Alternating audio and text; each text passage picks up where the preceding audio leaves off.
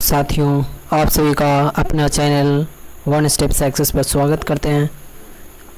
तो आज का टॉपिक मेरा है वह है कंजक्शन। कंजक्शन क्या है? दो शब्दों को जोड़ने का कार्य करता। तो कंजक्शन के बारे में जानते हैं कि कंजक्शन वह शब्द या शब्द समूह है जो दो या दो से अधिक शब्दों, वर्ड्स या शब्द समूह, फ्रेज, वाक्यांशों, क्लॉज तथा वाक्यों, सेंटेंस को जोड़ता है। वर्ड हो गया जिसका एक अर्थ शब्द समूह, फ्रेज हो गया, वाक्यांश और सेंटेंस। सेंटेंस तो बहुत सारे वर्ड मिलकर सेंटेंस बनता है। जैसे बोले Ram and Shyam will come. तो राम एंड श्याम दो वर्ड है और उसका कंजक्शन एंड है। तो एंड से जुड़ा हुआ तो कंजक्शन क्या करता है? दो वाक्यों को जोड़ने का काम करता है। अगला में क्या? People ignorance and population exploitation are two inter related problem. तो पीपल इग्नोरेंस एक शब्द है और पॉपुलेशन एक्सप्लोजन क्या है? फ्रेज है। दो फ्रेज को जोड़ने का काम कर रहा है, वह क्या कहलाता है? कंजक्शन कहलाता है। आगे she said that she would come. तो सी सेड डैट क्या है? कंजक्शन है। शी वुड कम तो ये क्लॉज है।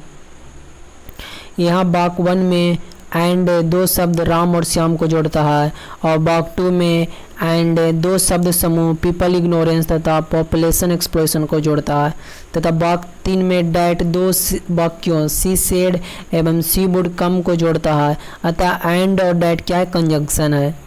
आगे देखते हैं सम कॉमन कंजक्शन, मीनिंग उसका हिंदी में देखते हैं। एंड बोलें तो और होता है, अदरवाइज और एल्स। देयरफॉर बोलें तो इसका मतलब होता है नहीं तो, अदरवाइज और एल्स या देयरफॉर बोलें तो नहीं तो। कंसिक्वेंटली मतलब होता है अतः इसलिए। नाइदर नॉर मतलब न तो न। सो डैट मतलब इतना की। सो एस मतलब इतना जितना। वेदर और मतलब या। एज सुन एज मतलब जैसे ही हो वैसे ही। और मतलब या अथवा नहीं तो। नॉट ओनली बट ऑल्सो मतलब न सिर्फ बल्कि। वेर एवर मतलब जहाँ कहीं भी। वेर एवर जहाँ कहीं भी। अगला बे नेवर मतलब कि जब कभी भी। बाइल मतलब के दौरान। ऐस मतलब क्योंकि इसलिए। आगे देखते हैं सम कंजक्शन के बाद हिंदी इसका देखते हैं। एस वेल एस मतलब साथ ही साथ। सो हिंस मतलब इसलिए। आइदर और आर का पेयर बनता है तो इसका मतलब होता है या तो या। बोथ का जब पेयर एंड बने तो दोनों का मतलब होता है दोनों और। टू का साथ टू का पेयर बनता है इसका अर्थ होता है इतना की। और एस का पेयर बने के इतना इसका अर्थ होता है इतना जितना। एस ओ का पेयर बनता है जैसा वैसा। बट के साथ पेयर बनता है पर, परंतु, लेकिन। नो सुनर के साथ पेयर देन बनता है इसका अर्थ होता है जैसे ही हो वैसे ही। और स्कार्सली बेन के साथ पेयर बनता है इसका मतलब मुश्किल से की, मुश्किल से। और हार्डली के साथ बेन का पेयर बनता है इसका मतलब भी होता है मुश्किल से की। ये सारे क्या है? एडवर्ब है। बेयर मतलब क्या होता है? जहाँ। बेन मतलब होता है जब होता है। अनटिल या अनलेस मतलब होता है जब तक या जब तब तक से लेकर जब तक। बिकॉज मतलब क्योंकि। लिस्ट मतलब और शुड मतलब ऐसा ना हो कि वरना। आगे देखते हैं सच डैट मतलब कि इतना की। सच डैट मतलब इतना की। प्रोवाइडेड मतलब बशर्ते। दो मतलब यद्यपि या फिर भी या तथापि। बेरस मतलब जब की। और औसदो मतलब मानो। इफ मतलब क्या होता है साथियों? यदि। और ऐसी बोले तो मानो की। और ऑल्दो बोलते हैं तो यद्यपि, फिर भी या तथापि। नेवरथलेस होता है क्या? के बावजूद यानी in spite of. As far as क्या होता है? जहाँ तक। तो आगे देखते हैं टाइप्स ऑफ कंजक्शन। कंजक्शन के दो प्रकार होते हैं। कौन कौन होते हैं? तो कोऑर्डिनेटिंग कंजक्शन और सबऑर्डिनेटिंग कंजक्शन। तो बारी बारी से देखते हैं। कोऑर्डिनेटिंग कंजक्शन नीचे दिए वाक्यों को पढ़ते हैं। जैसे ही read the notes and return it to me. आगे I come to meet me but I was not at home. She work hard at she field. तो इन वाक्यों में एंड वर्ड एट नामक कंजक्शन द्वारा दो ऐसे वाक्यों को जोड़ा जो स्वयं अपना अलग अलग अर्थ प्रकट कर सकते हैं। एंड और जैसे ही read the notes and return it to me अलग अलग अर्थ पर। यदि इन वाक्यों को अलग अलग क्लॉज में बांटा जाए तो एक प्रिंसिपल क्लॉज बनेगी और दूसरी क्या होगी? कोऑर्डिनेट क्लॉज हो जाएगी। फिर देखिए जिस कंजक्शन में कोई क्या होता है? कोऑर्डिनेट क्लॉज बनी तो उस कंजक्शन को बोलते हैं कोऑर्डिनेटिंग कंजक्शन। तो कोऑर्डिनेटिंग कंजक्शन निम्नलिखित 4 प्रकार के होते हैं। पहला क्या है? पहला है कम्युलेटिव कंजंक्शन जिसको बोलते हैं हिंदी में संयोजक और इसमें होता है एंड आल्सो, बोथ के साथ एंड पेयर बनाएगा, as well as, now, too, no less than. तो इन कंजंक्शन के द्वारा एक सेंटेंस को दूसरे सेंटेंस से या दो नाउन को, दो नाउन दो प्रोनाउन को या दो एडजेक्टिव इत्यादि को जोड़ता है। जैसे बोले he is rich and happy, तो रिच दो एडजेक्टिव को जोड़ रहा है एंड से। अगला Ram as well as Shyam, तो दो नाउन को जोड़ने का काम कर रहा है, ये होगा कम्युलेटिव कंजंक्शन। अगला अल्टरनेटिव कंजंक्शन विकल्प हुआ, इसमें आइदर और, नाइदर नॉर, एल्स और अदरवाइज। इस कंजंक्शन के द्वारा दो ऐसे सेंटेंस नाउन या प्रोनाउन इत्यादि को जोड़ा जाता है जिनसे दो विकल्पों में से एक को चुनने का बोध हो, उसके लिए अल्टरनेटिव कंजंक्शन का प्रयोग करते हैं। जैसे बोले आइदर सिट क्वाइटली और गो अवे, तो यहाँ दो, या तो आप बैठिए शांत होकर या तो चले जाइए, यानी अगला you must run fast else you will miss the train. अगला जो थर्ड कंजंक्शन है एडवर्सेटिव कंजंक्शन, मतलब विरोध दर्शन। इसमें होता है but, yet, still, only, however, nevertheless, while, whereas. जैसे कंजंक्शन के द्वारा दो ऐसे वाक्य को अथवा नॉन प्रोनाउन इत्यादि को जोड़ा जाता है जो एक दूसरे के विपरीत है। जैसे he is rich but he is not happy, तो एक दूसरे को क्या विपरीत है, रिच होते हुए हैप्पी नहीं है, तो क्या विपरीत वाला बहुत बता रहा है। आगे ही इज इंडस्ट्रियस, मतलब मेहनती है, but still he does not get good marks, लेकिन ये क्या करे विपरीत का, विरोधाभास का बता रहा का। आगे इलिटेटिव कंजंक्शन, जिसको बोलते हैं परिणाम सूचक, यानी इन कंजंक्शन के द्वारा दो ऐसे वाक्य को जोड़ा जाता है जिनमें एक वाक्य दूसरे वाक्य का परिणाम हो। जैसे I was ill so I could not come, मतलब उस पर क्या निर्भर हो।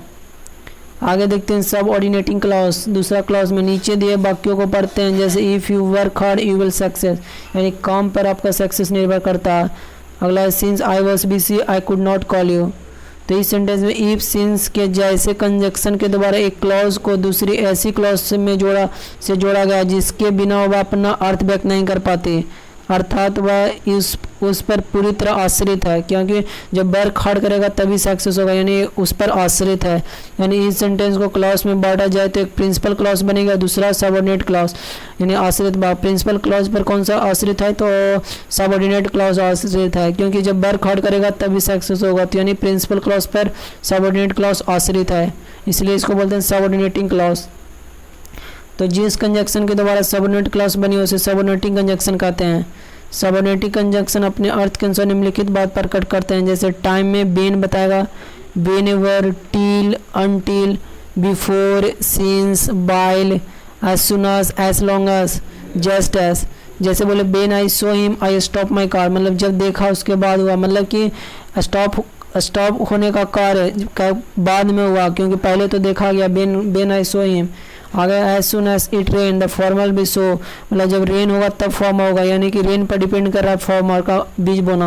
आगे प्लेस स्थान, बेयर बेनेवर के लिए, जैसे you can go whenever wherever you want, आप जहाँ भी जा सकते हैं, कहीं भी जा सकते हैं, यानी जहाँ इच्छा आपको। अगला क्लॉज कारण के लिए, सीन्स बिकॉज एज के लिए, जैसे she came because I called him up, तो इस पर निर्भर कर रहा है क्यों, क्योंकि बुलाया गया उसको इसलिए आया। As he is my sir no one likes him, तो दूसरा पर डिपेंड कर रहा है। अगला पर्पस उद्देश्य के लिए, that so that in order that lest, जैसे be it so that be may live. और run fast lest you should miss the train, purpose के लिए हुआ, उद्देश्य के लिए कि आप नहीं दौड़ेगा तेज तो मिस हो जाएगा ट्रेन, तो ये उद्देश्य हो गया। अगर रिजल्ट के लिए, परिणाम के लिए भी करते हैं, जैसे सो के साथ डैट लगता है, सच के साथ डैट का पेयर, जैसे ही so weak that he cannot walk, परिणाम बता रहा है कि वह वीक है इसलिए वह नहीं चल सकता, नहीं खड़ा हो सकता है। आगे ही such a fool that he does not understand anything, तो क्या परिणाम बताने का कार्य कर रहा है। आगे कंडीशन भी बताता है, इफ सपोजिंग अनलेस प्रोवाइडेड, जैसे ही cannot succeed unless if he work hard, ये क्या क्या शर्त को दिखा रहा है कि आप सक्सेस नहीं होंगे जब तक कि वर्क हार्ड नहीं करेंगे। अगर I will help you provided he mends him way. आगे मैनर ढंग को बताता है, जैसे एज, इसके साथ as if, as though, as far as, जैसे scolded me as if he were my father, मतलब वो ऐसा ढंग, मतलब मैनर बता रहा है कि वो ऐसे पुकारा जैसे कि मेरा पिताजी पुकार रहे हैं, फादर पुकार रहे हैं। अब अगर एज द अर्थ चुकी हो तो उसके बाद सो का प्रयोग ना करेंगे, एज द अर्थ चुकी हो, जैसे as I was ill so I could not come, तो रिमूव करना है सो को, क्योंकि सिंस के साथ भी सो का प्रयोग नहीं होता है, ये भी याद रखिएगा कि सिंस के साथ भी सो का नहीं प्रयोग होगा। Since he is a liar so I do not trust him नहीं कह सकते हैं कि since he is a liar I do not trust him, so को यहाँ पर हटाना है। ऊपर वाले में क्या था, एज द अर्थ चुकी हो तो उसके बाद सो का प्रयोग नहीं करते हैं। आगे कंपैरिजन की तुलना में, जैसे एस एस का से एस एस क्या हो गया, तो पॉजिटिव डिग्री का वाक हुआ। सो एस का कंपेरिजन देन का कंपेरिजन के साथ, तो जैसे a wise enemy is better than a foolish friend, तो ये हुआ क्या, कंपैरिजन कर रहा है किससे, तो वाइस एनिमी को किससे, फुलिश फ्रेंड से, बेटर। अगला he is as good as she at English. आगे देखते हैं, सो को एज के साथ कंपेरिजन और एज को एज के साथ प्रयोग दो व्यक्तियों या वस्तुओं की तुलना के लिए किया जाता है, ध्यान रखना है। ये में जैसे सो एज का प्रयोग नेगेटिव वाक्य में होता है, जैसे he is not so good as you, तो नेगेटिव वाक्य कि आपके जैसा उतना अच्छा नहीं है, मतलब नॉट सो को एज के साथ नेगेटिव वाक्य में करते हैं। किंतु एस का प्रयोग क्या करते हैं, अफर्मेटिव तथा नेगेटिव दोनों प्रकार के वाक्यों में करते हैं। जैसे बोले he is as good as you, affirmative वाक्य हुआ, तो यहाँ क्या हुआ, एस का प्रयोग अफर्मेटिव में भी करते हैं, नेगेटिव में। आगे देखते हैं, he is not as good as you, not भी लग गया तो यहाँ पर नेगेटिव वाक्य बन गया कि आपके जैसा दम नहीं है। अगले कॉन्ट्रास्ट अंतर में भी बताता है, दाउ although however, thou he work hard he failed, अंतर बता रहा कि वर्क हार्ड होते हुए क्या फेल हो गया। I tried very hard however I could not win the race. Alike correlative conjunction, ये कंजंक्शन जोड़े पेयर में होते हैं, उन्हें कोरिलेटिव संकेत बोधक कहते हैं हिंदी में। जैसे आइदर के साथ पेयर बनता है और का, नाइदर के नॉर के साथ बोथ का, एंड के नॉट ओनली के साथ पेयर बट ऑल्सो बनता है, दाउ के साथ एट का पेयर बनता है, अब बेदर के साथ और का पेयर बनता है। जैसे बोले neither his friend nor his parent knew a what his evil intention, आपको इसमें एरर बन रहेगा कि नाइदर हिज फ्रेंड आइदर लिख सकता है, यहाँ गलत होगा, नाइदर के साथ पेयर नॉर बनेगा। आई डू नॉट नो बेदर ही विल कम और नॉट बेदर के साथ और का pair. I like compound conjunction, conjunction जब शब्दों का समूह हो तो कंपाउंड कंजंक्शन कहलाता है। जैसे बोले in order that, in order that का मतलब होता है the announcement was made in order that all might know the news date of exam in order that. अगला ऑन अकाउंट डैट, इसका मतलब होता है I will give you money on account that you will not misuse, तो आपको जब पैसा इसलिए देंगे ऑन अकाउंट ऑफ की जवाबदेही पर कि आप इसको मिस यूज़ नहीं करेंगे। इवन एफ का सेंस देखिए, she will succeed in life even if she faces a small initial failure. Even if, so that में होता है be it so that be may live. Provided that मतलब you can take any dress provided that you return it after the party, provided. As the हुआ he shows off as the he is very rich. As well as का प्रयोग देखते हैं, Ram as well as friend has come to the party. और as soon as का the farmer will sow the seed as soon as it rains. As if का प्रयोग he has scolded me as if he were my father. As if मानो कि, यहाँ पर ऊपर जितना पड़े उसका एक रिवीजन हो गया। आगे कंजंक्शन इंपॉर्टेंट रूल देखते हैं। रूल 1 में and as well as both के साथ एंड का पेयर बनता है, नॉट ओनली के साथ बट ऑल्सो का। इन चारों कंजंक्शन का प्रयोग नॉन प्रोनाउन इत्यादि को जोड़ने के लिए किया जाता है। ऊपर जो चारों है and as well as both के साथ पेयर एंड और नॉट ओनली के साथ बट ऑल्सो का पेयर बनता है, ये नॉन और प्रोनाउन को जोड़ने का कार्य करता है। लेकिन जहाँ तक एडजेक्टिव का प्रश्न है, ये सिर्फ दो डिसराइवल एडजेक्टिव को या फिर दो अनडिसराइवल एडजेक्टिव को जोड़ते हैं। जैसे is both intelligent and hard working, दो डिसराइवल इंटेलिजेंट और हार्ड वर्किंग हुआ। Is not only dishonest but also lazy, desirable और अनडिसराइवल एडजेक्टिव को जोड़ने का कार्य करता है। इंटेलिजेंट है और हार्ड वर्किंग है, दोनों क्या है, एक ही है। मतलब इंटेलिजेंट भी है और हार्ड वर्किंग है, लेकिन यहाँ पर बोथ, लेकिन अगला में डिसऑनेस्ट और लेजी है। रूल 2 में यदि दो सब्जेक्ट को as well as with, along with and not, in addition to, but, besides, except, rather than, accompanied by से जोड़ा जाए तो वर्ब का प्रयोग पहले सब्जेक्ट के अनुसार होना चाहिए। पहले सब्जेक्ट के अनुसार होगा, सब्जेक्ट वर्ब एग्रीमेंट के आधार पर होगा। जैसे Ram is as well as his friend is coming, तो राम के अनुसार ही होगा, इस फ्रेंड के अनुसार हेल्प वर्ब नहीं आएगा। तो राम एज वेल एज के पहले राम है, इसलिए राम के अनुसार ईस आया। अगला ही एंड नॉट हिज पेरेंट के लिए आर नहीं आएगा, ईस आएगा, ही के लिए आएगा, क्योंकि as well, with, along with, and, not, in addition to, but, beside, except, rather than compound by, इसके पहले जो नॉन है सब्जेक्ट है उसके अनुसार वर्ब आएगा। आगे रूल 3 बोलता है कई बार कंजंक्शन गलत स्थान पर प्रयोग के लिए कर लिए जाते हैं, जैसे not only he cheated his friend but also his parent. तो देखिए चीटेड नॉट ओनली, यहाँ पर नॉट ओनली का प्रयोग कैसे किया, सब्जेक्ट के पहले किया, लेकिन बट ऑल्सो को वो प्रयोग कैसे किया, यही दोनों अंतर हो गया। इसलिए वर्ब को बाद ही cheated not only his friend but also his parent. तो फर्स्ट नाउन के पहले किया गया, यहाँ पर सेकेंड नाउन के पहले कर सकते हैं। तो यहाँ पर देखिए फर्स्ट नाउन के पहले और सेकंड नाउन के पहले, ये सही हो गया। लेकिन ऊपर वाले में क्या था, सब्जेक्ट जो नाउन के पहले नहीं कर यहाँ एक में नाउन के पहले किया गया और एक में नॉन मतलब प्रोनाउन के पहले कर दिया गया, इसलिए यहाँ गलत था। इस वाक्य में हिज फ्रेंड एवं हिज पेरेंट दो विकल्प है। नॉट ओनली हिज फ्रेंड के पहले प्रयोग करें और बट ऑल्सो हिज पेरेंट्स से पहले। अगला सी आइदर क्वाइटली और गो अवे, तो सीट आइदर क्वाइटली और गो अवे, तो neither the poor villagers grow nor eat vegetable. तो ये दोनों गलत है, दोनों वाक्य गलत, क्योंकि कंजंक्शन जब जोड़े में हो तो कोरिलेटिव में उनका प्रयोग वाक्य में मौजूद विकल्प के ठीक पहले होना चाहिए। जैसे आइदर सीट मतलब कि पहला वर्ब है, या तो आप सीट करिए या क्वाइटली और गो अवे, यानी जो कंजंक्शन का जो जोड़ा होगा वह तो प्रयोग में मौजूद विकल्प के ठीक पहले होगा। मतलब कि सीट विकल्प हुआ, गो का दोनों विकल्प के पहले होगा। अगर पुअर विलेजर्स नाइदर ग्रो, मतलब ग्रो क्या, या तो ग्रो कर सकता है नॉर ईट वेजिटेबल, तो मतलब कि भर जो विकल्प है उसके पहले होगा। ग्रो करना एक विकल्प है तभी ईट करेगा। आगे रूल 4 में कंजंक्शन जब जोड़े में हो तो जोड़ा सही होना चाहिए। जैसे दो के साथ एट का जोड़ा बनता है, ऑल्दो के साथ भी एट का, नो सूनर के साथ दैन का, हार्डली स्केयरली का वेन का साथ जोड़ा बनता है, एस के साथ एस का जोड़ा बनता है, सो को एस के साथ जोड़ा बनता है, लिस्ट के साथ सुड का, टू टी डब्ल्यू का टू टी ओ टू के साथ बनता है, सो के साथ डैट का बनता है, बिटवीन के साथ एंड का बनता है, फ्रॉम के साथ टू का जोड़ा बनता है और एल्स के साथ बट का जोड़ा बनता है। अदर या रैदर के साथ दैन का जोड़ा बनता है, सच के साथ दैट का, बेदर के साथ और का, और द सेम के साथ डैट का जोड़ा बनता है, और बोथ के साथ एंड का, और नॉट ओनली के साथ बट ऑल्सो का जोड़ा बनता है। आगे देखते हैं दो he work hard but he failed. तो यहाँ पर क्या दो ही वर्क हार्ड बट नहीं होगा, दो के साथ एट का जोड़ा बनता है इसलिए वहाँ पर बट नहीं होगा, इसको सुधारिएगा। अगर ही इस बोथ इसमें इसलिए सही है, वो बोला गलत है। He is both intelligent as well as, तो बोथ के साथ एज वेल नहीं लगता है, एंड लगता है।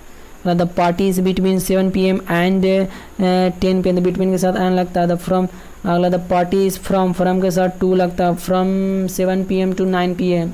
अगला I am no others aim but to succeed in life, तो आई एम नो अदर के साथ दैन लगता है, नो अदर बट नहीं होगा, दैन होगा। अगला nothing else but arrogance ruined him. अगला he asked me if I was coming or not, तो he asked me whether he was coming or not, whether के साथ और। रूल 5 है सो के साथ डेट लगता है, TW2 के साथ TW2, इतना जैसे आई वॉज सो हैप्पी, गलत, आई वॉज वेरी हैप्पी। अगला he is so tired that he can't walk, तो सो के साथ डेट का पेयर लगता है के स्थान पर टू का भी प्रयोग कर सकते हैं। अगर walk he is too tired to walk हो जाएगा, टू का भी प्रयोग कर सकते हैं। अला it is too hot to go out, तो it is so hot that we can not go out, ये भी हो सकता है। सो के साथ डैट, टू TW2 के साथ टू लगा दिए।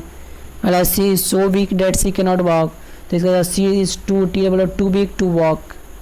अला this problem is so complicated that too no one can solve it, तो TW2 complicated to solve it, ये भी लगा सकते हैं।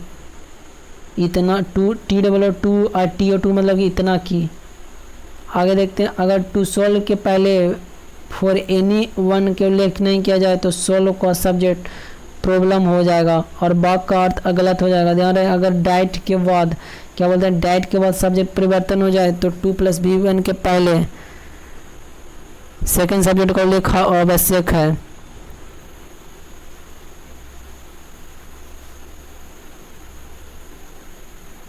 तो आज तक के लिए इतना ही रखते हैं, आगे देखेंगे अगले दिन।